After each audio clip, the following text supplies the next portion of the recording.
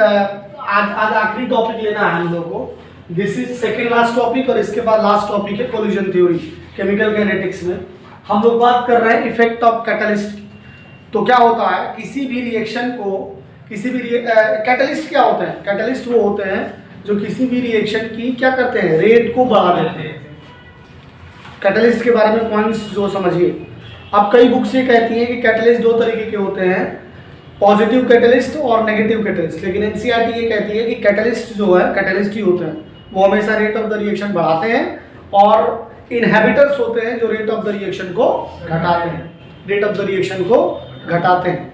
अब होता क्या है, जब किसी रिएक्शन में, जब किसी रिएक्शन के अंदर आप कैटलिस्ट ऐड करते हो, एडिशन ऑफ कैटलिस्ट होता है, तो क्या होता है, एक्टिवेशन एनर्जी डिक्रीज हो जाती है। एक्टिवेशन एनर्जी ये क्या हो जाती है, डिक्रीज हो जाएगी। और अगर एक्टिवेशन एनर्जी डिक्रीज हो रही है, इसका मतलब क्या है, इंटरमीडिएट पहले बन रहा है। इसका मतलब क्या है, इंटरमीडिएट पहले बन रहा है। और अगर इंटरमीडिएट पहले बन रहा है, इसका मतलब क्या हुआ, इसका मतलब ये हुआ कि अगर इंटरमीडिएट पहले बनेगा तो प्रोडक्ट भी पहले बन जाएगा, और इससे rate of the reaction R जो होगा वो क्या हो जाएगा, बढ़ जाएगा। रेट ऑफ द रिएक्शन जो होगा वो क्या हो जाएगा, बढ़ जाएगा। अगर किसी भी रिएक्शन में अगर आप कैटलिस्ट डालते हो, किसी भी रिएक्शन में अगर आप कैटलिस्ट डालते हो, तो जो एक्टिवेशन एनर्जी होती है वो एक्टिवेशन एनर्जी घट जाएगी। जो रेड वाला हमने ग्राफ बनाया है वो आपका विद कैटलिस्ट रिप्रेजेंट कर रहा है, और जो ब्लैक वाला है वो विदाउट कैटलिस्ट है, विदाउट कैटलिस्ट है। और रेड वाला जो है वो क्या है, विद कैटलिस्ट है। ठीक है, ये यहाँ से लेकर यहाँ तक की एक्टिवेशन एनर्जी हो गई आपकी EA, और यहाँ से लेकर यहाँ तक की एक्टिवेशन एनर्जी हो गई EA डैश, और आपका EA जो है वो ग्रेटर देन है किससे, EA डैश से। EA डैश जो है वो विद कैटलिस्ट है। ये क्या है, with catalyst. Is it clear? अब आपको पता होना चाहिए कि कैटलिस्ट का जो स्मॉल अमाउंट है वो बहुत बड़ा इम्पैक्ट क्रिएट करता है। जैसे कि कर्डिंग ऑफ मिल्क, जब आप मिल्क की कर्डिंग कराते हो, दही बना रहे हो अगर दूध से, तो उसमें क्या होगा, उसमें आप हल्का सा नींबू डालते हो, या गाँव में थोड़ी सी दही डाल दी जाती है, और वो पूरे के पूरे दूध को जो है वापस दही में कन्वर्ट कर देती है। यहाँ पे आप क्या कर रहे हो, कैटलाइज कर रहे हो ना।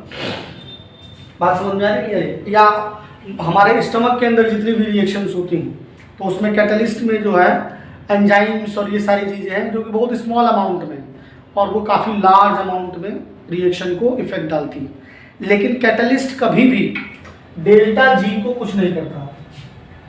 ऐसा नहीं होगा कि कोई रिएक्शन जो होगी वो अगर नॉन स्पॉन्टेनियस है और कैटलिस्ट डालने से स्पॉन्टेनियस हो जाएगी, ऐसा नहीं होने वाला कि तुमने कैटलिस्ट डाल दिया तो पानी ऊपर चढ़ने लगेगा ना, ऐसा नहीं होने वाला।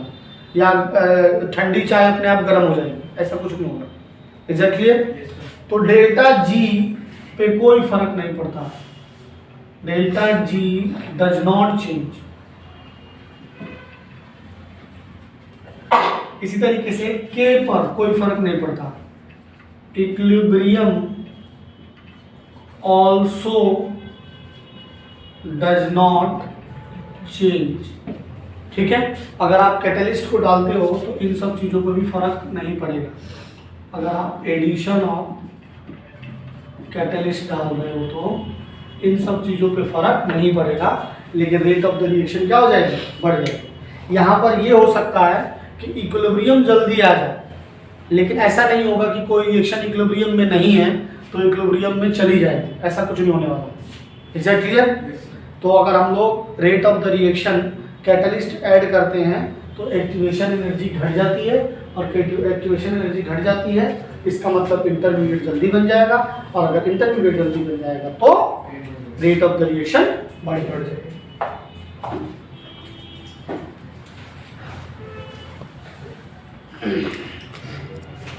देखिए नेक्स्ट जो हम लोगों को पढ़ना है, जो भी आपने अभी तक केमिकल काइनेटिक्स में रिएक्टेंट से जो प्रोडक्ट का फॉर्मेशन हो रहा है, उस फॉर्मेशन के लिए आर्नियस ने एक थ्योरी दी जिसे हम लोग क्या कहते हैं, कोलिजन थ्योरी कहते हैं, जिसे हम लोग क्या कहते हैं, कोलिजन थ्योरी कहते हैं, जिसे हम लोग क्या कहते हैं, कोलिजन थ्योरी कहते हैं। आरडीएस ये कहते हैं कि कोई भी रिएक्टेंट है, अगर A प्लस बी की बात करें और उससे प्रोडक्ट्स का फॉर्मेशन होगा, प्रोडक्ट का फॉर्मेशन होगा, तो आरडीएस ये कहते हैं कि जो रिएक्टेंट आपस में साइमल्टेनियसली कोलाइड करेंगे और कोलिजन के बाद क्या होगा, प्रोडक्ट का फॉर्मेशन होगा। उन्होंने ये एजम्पशन लिया था कि जो मॉलिक्यूल्स हैं, जो मॉलिक्यूल्स एटम या स्पीसीज जो भी रिएक्ट कर रही हैं वो हार्ड स्फीयर है और उनके बीच में जो कोलिजन हो रहा है वो इलास्टिक कोलिजन। इलास्टिक कोलिजन समझते हैं आप, कि इधर से ट्रक आया, इधर से बाइक आई, ये दोनों कोलाइड करके सेम से जाए, ऐसा पॉसिबल नहीं है क्योंकि ट्रक और बाइक का इनइलास्टिक कोलिजन है, ठीक है। ट्रक वही खड़ा रहेगा, बाइक पता नहीं कहाँ होगी। तो इलास्टिक कोलिजन में क्या होता है कि कोई लॉस नहीं होता एनर्जी का, सेम एनर्जी से या वेलोसिटी से वो लोग अलग होंगे। Is that clear? तो ये सब एजम्पशंस था। अब एजम्पशंस में बात ये हुई कि केवल और केवल कोलिजन हो रहा है, इसी से प्रोडक्ट का फॉर्मेशन नहीं हो जाएगा, ठीक है। कोलिजन भी एक स्पेशल तरीके का कोलिजन होना चाहिए, जिसे हम लोग क्या कहते हैं, इफेक्टिव कोलिजन कहते हैं। क्या कहते हैं? इफेक्टिव कोलिजन कहते हैं।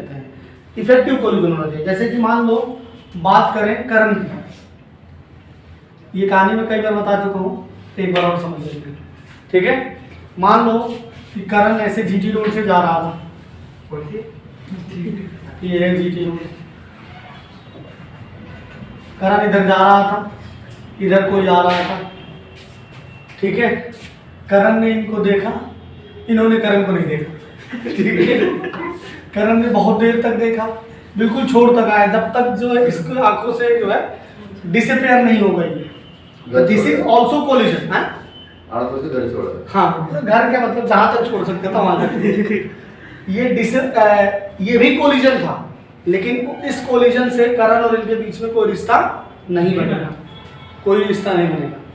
अब कोलिजन जो होता है, रिश्ते कौन से कोलिजन से बनते हैं, जो करण जौहर वाली पिक्चर में होता है कि लड़का लड़की, कॉलेज से लड़की आ रही है, लड़का जा रहा है, टकरा गए, किताबें गिर गई, आजकल मोबाइल गिर गया, मोबाइल फोन तोड़ दिया।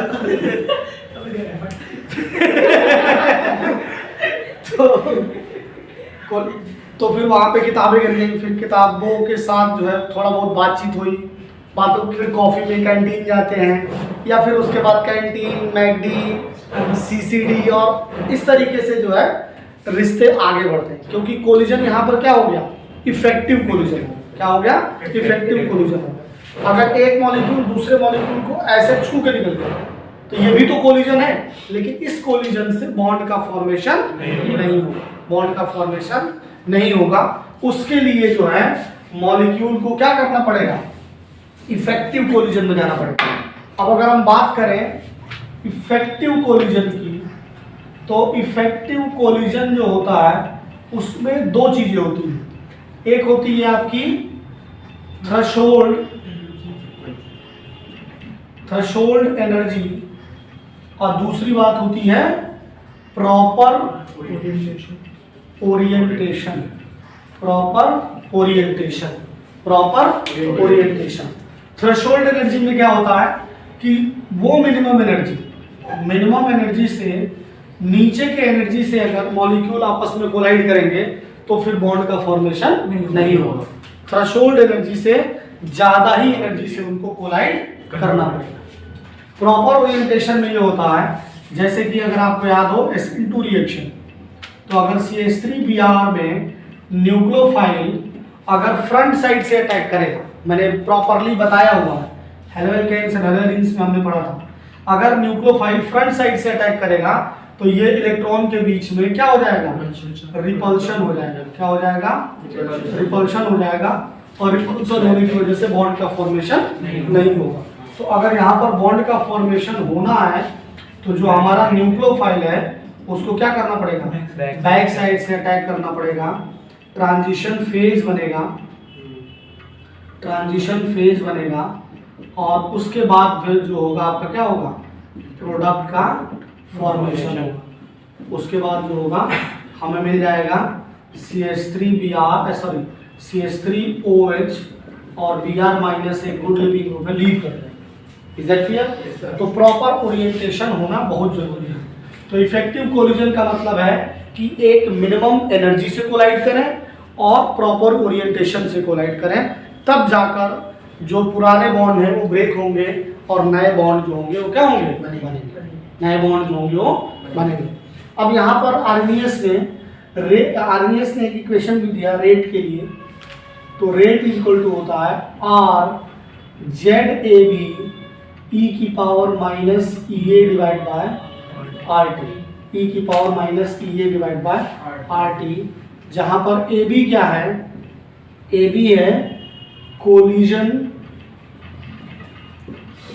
पर unit volume, per unit volume. अब इन्होंने ये कहा कि अगर हम ये भी पता लगा लें कि कोलिजन होने की प्रोबेबिलिटी कितनी है, कितनी ज़्यादा प्रोबेबिलिटी है, तो इन्होंने इसी इक्वेशन में इंट्रोड्यूस कर दिया क्या, P Z A B E की power minus E A divide by R T. तो बस ये एक्सप्रेशन याद रखिएगा। मेन कॉन्सेप्ट ये है कि किस तरीके से ये कोलिजन होता है। इसका ड्रॉबैक यही था कि इन्होंने मॉलिक्यूल्स को क्या मान लिया, हार्ड स्फीयर मान लिया। तो ऐसा कोई जरूरी नहीं है कि हमेशा मॉलिक्यूल्स हार्ड स्फीयर होंगे, ठीक है। प्रॉपर तरीके से चीज़ें नहीं होंगी, इन्होंने आइडियल चीज़ें मान ली थी, लेकिन काफ़ी हद तक जो इनकी थ्योरी थी ये वाली इफेक्टिव कोलिजन वाली थ्योरी, ये सही है, ठीक है।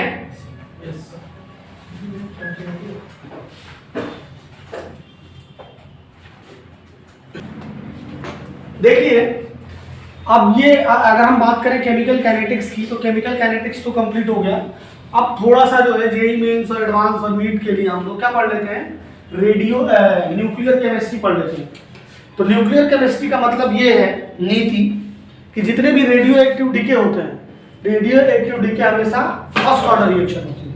रेडियो एक्टिव डीके हमेशा क्या होता है, फर्स्ट ऑर्डर रिएक्शन होती है। अगर आपको पता हो तो अगर हम बात करें न्यूक्लियर फिशन की, तो न्यूक्लियर फिशन में क्या होता है, जो बड़े न्यूक्लियस हैं वो छोटे छोटे न्यूक्लियस में ब्रेक होते हैं। बड़े न्यूक्लियस जो होते हैं वो छोटे छोटे न्यूक्लियस में ब्रेक होते हैं।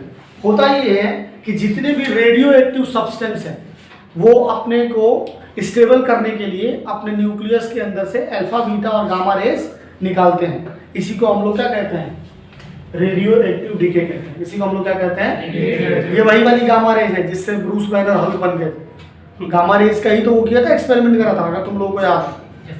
और अगर एवेंजर तुमने एवेंजर देखा हो तो उसमें बताया गया है कि प्रोफेसर बैनर को लेके आओ, जब वो नताशा रोमानोफ ढूंढ के लाती है, कैलकाटा में वो होते हैं, क्योंकि लोकी जब वो लेके चला जाता ना टेसरेक्ट क्यूब, तो गामा के थ्रू उसको ढूंढ रहे होते हैं। तो गामा के सबसे बड़े प्रोफेसर कौन, ब्रूस बैनर को ढूंढना।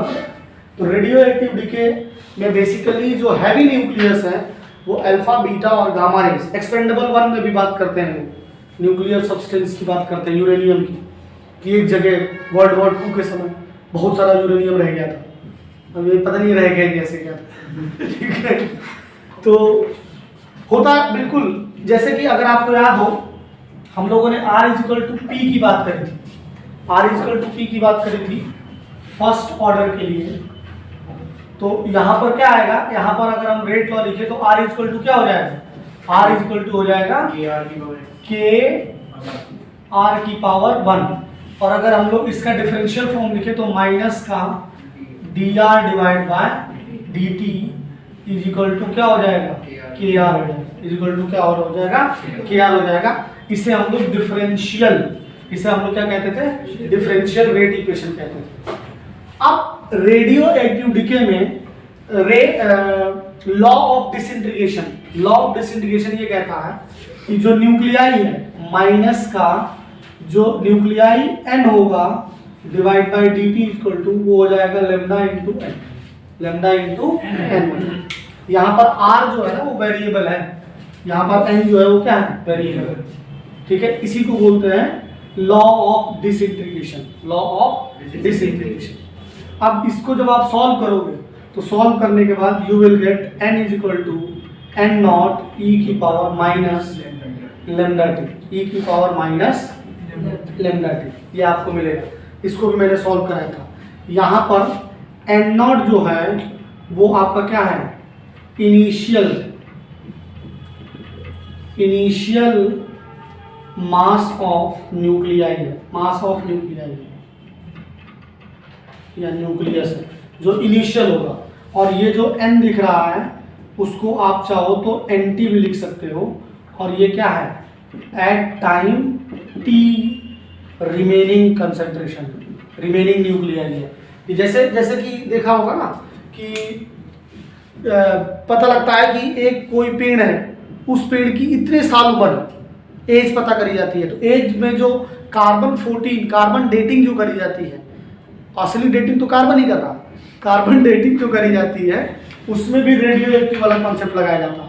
जो कार्बन का डीके हो रहा है वो एक फर्स्ट ऑर्डर रिएक्शन है। वो क्या है, फर्स्ट ऑर्डर रिएक्शन। तो इन्हीं जब हम लोग ऑब्जर्व कर रहे हैं कॉन्सेप्ट को, उस समय जो कार्बन रिमेनिंग है वो एंटी है। और जब वो जो आपका ट्री है जब शुरुआत में था उस समय वो क्या था, एन नॉट था। उस समय क्या था, वो एन नॉट था। अब इसको जब आप यहाँ पर सॉल्व करते हो, अगर आप लोग याद हो तो फॉर्मूला होता है T equal to 2.303 divide by K log R0 divide by RT। इसी तरीके से यहाँ पर फॉर्मूला आ जाएगा T equal to 2.303 divide by K log N0 divide by NT, N0 divide by NT। इसके लिए अगर आपको याद हो तो आधी जिंदगी टी आप हुआ था 0.693 डिवाइड बाय के। तो इसके लिए भी फॉर्मूला आ जाएगा टी हाफ इक्वल टू 0.693। ये के नहीं होगा, यहाँ पर लेमडा होगा। यहाँ लेमडा है वो आपका कांस्टेंट है या रेट कांस्टेंट है, जो भी कह सकते हो। यहाँ पर लेमडा लिया जाता है, यहाँ लेमडा आ जाएगा। ठीक है। एक्स्ट्रा फॉर्मूला जो यहाँ पर आ रहा है वो सिर्फ एक ही आता है कि N2 इक्वल टू होता है N नॉट हाफ की पावर स्मॉल n, हाफ की पावर स्मॉल n। और एक फॉर्मूला आता है आपका एवरेज लाइफ का। एवरेज लाइफ इक्वल टू होता है टाउ इक्वल टू 1.44, अच्छे से लिख रहा हूँ, 1.44 into T half, 1.44 into T half. यहाँ पर जो स्मॉल n है वो स्मॉल n क्या है, ये हमें नीचे लिखा है। स्मॉल n क्या है, स्मॉल n है number of half life, number of half. तो ये आपका क्या हो गया, न्यूक्लियर केमिस्ट्री हो गई। और यही आपका न्यूक्लियाई चैप्टर हो गया, जो कि हम लोग किसमें पढ़ रहे हैं, फिजिक्स में पढ़ रहे हैं। ठीक है। इसको बस आप लोग को न्यूमेरिकल कर लेना है। अगर आप थोड़ा बहुत भी समझदार हैं तो इसकी कोई ज़रूरत नहीं है, इसी से सब कुछ सॉल्व हो जाएगा, फर्स्ट ऑर्डर से ही सॉल्व हो जाएगा। Is that clear? Yes sir.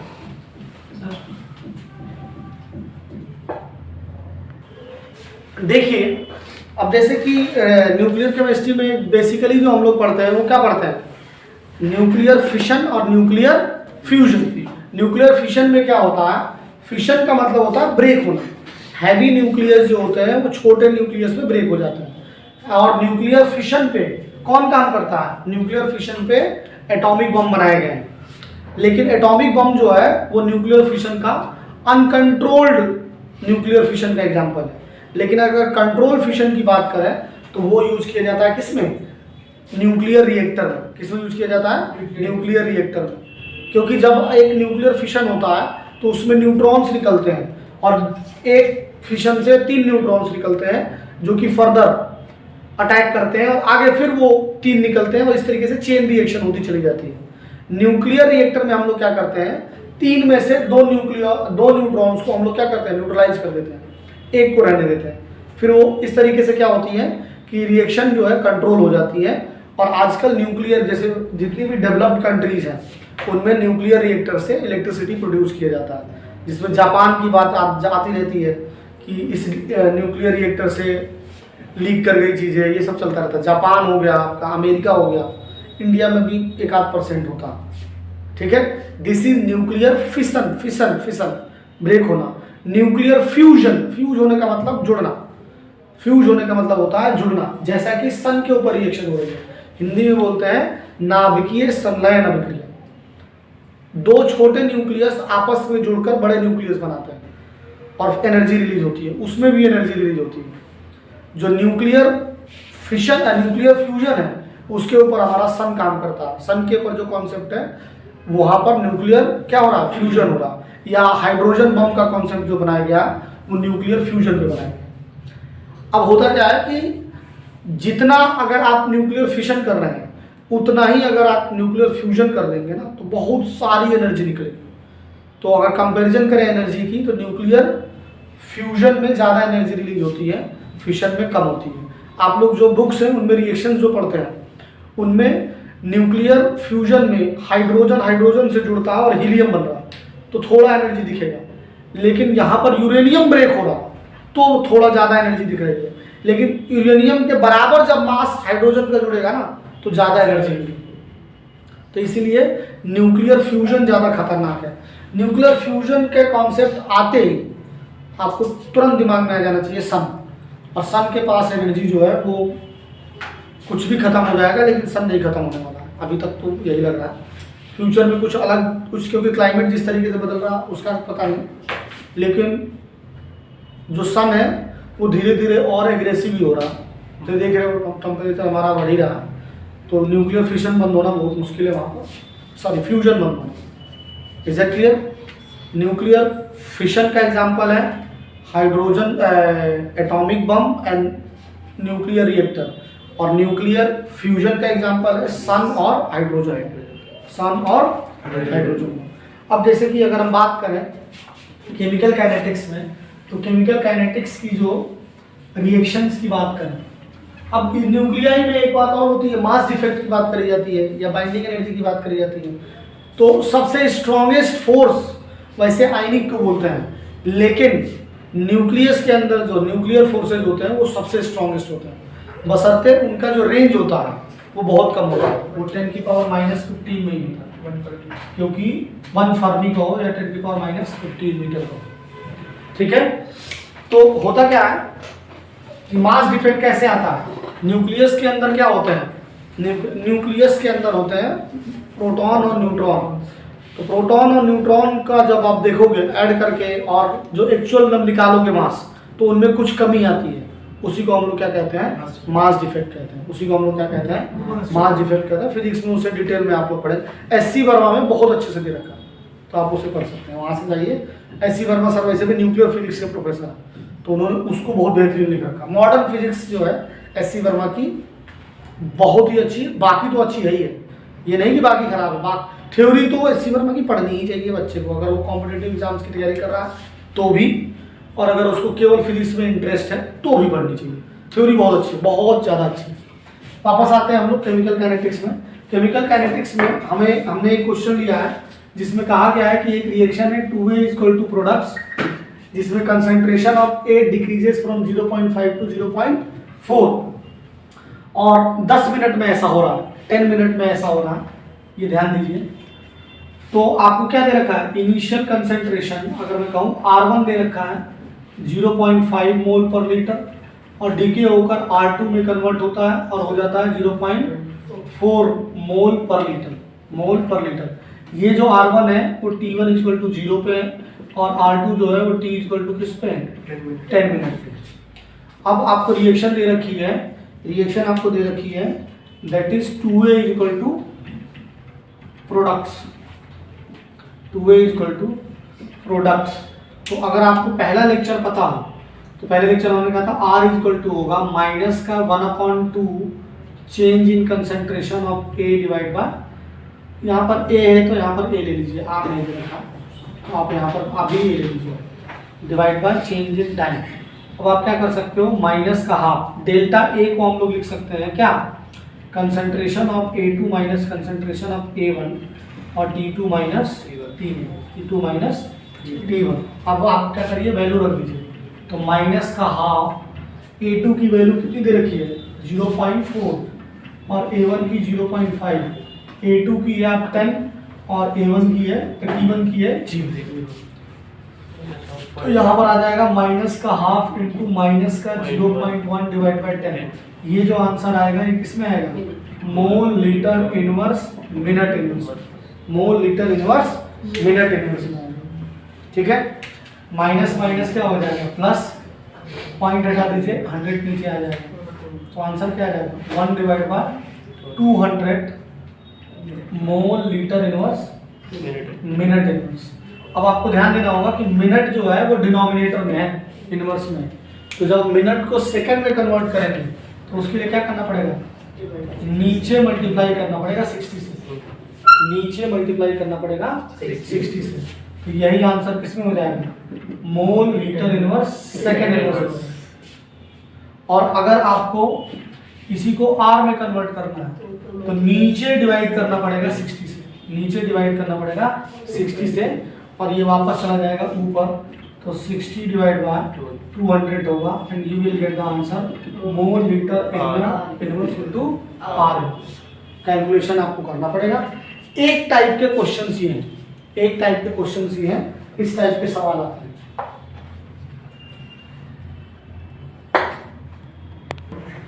हाँ जी, तो अब जैसे कि क्वेश्चंस की बात करें, केमिकल काइनेटिक्स में क्वेश्चंस हम ऑलरेडी डिस्कस कर चुके हैं। ऑनलाइन यूट्यूब पे जो है अभी क्वेश्चंस नेक्स्ट क्लास में पूरा डिस्कस करेंगे। एक मैंने क्वेश्चन डिस्कस कर दिया था। ठीक है, आज के लिए इतना ही। गुड नाइट, जय हिंद।